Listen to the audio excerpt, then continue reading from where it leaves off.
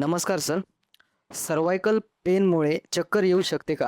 हो doctor Avadhoot, cervical पेनमुळे चक्कर येते किंवा असे आपल्याकडं असंख्य पेशंट मिळतात. त्याचं कारण आहे सर्वायकल स्पाईन म्हणजे काय आहे, तर आपला हा जो मणका आहे आता माझ्या हातामध्ये, ह्याचे पहिले 7 जे मणके आहेत याला आपण सर्वायकल स्पाईन म्हणतो. म्हणजे मानेचे मणके हे कसे त्याची मूवमेंट होते, खाली वरती सगळ्या बाजूने आपली याची मूवमेंट होत असते. कारण याच्यामध्ये एक इंटरव्हर्टेड डिस्क आहे आणि याच्यामध्ये इलास्टिसिटी आहे. दुसरी गोष्ट अशी कंडिशन आहे की ह्याच्यामध्ये ज्यावेळेला गॅप पडतो किंवा झीज होते काही कारणामुळं, त्यावेळेला ही जी आहे मणक्यामधली इंटरव्हर्टेबल डिस्क आणि ह्याच्या कडेने हे जे गेलेले आहेत हे आहेत नर्व्स. म्हणजे काय, तर शिरा ज्या मेंदूकडून शरीराच्या हालचाली नियंत्रित करतात. तर हे जे मानेच्या मधून जे नर्व गेलेले आहेत, सर्वायकल नर्व ज्या आहेत, तर त्यातल्या वरच्या ज्या आहेत साधारणतः दुसरा तिसऱ्या त्यावरती सप्लाय करतात मानेच्या बाजूला. आणि हे जे खालचं जे आहे हे C3 C4 C5 पासून ब्रॅक्युलर न्यूरायटिस म्हणजे हाताच्या हालचाली नियंत्रित करतात.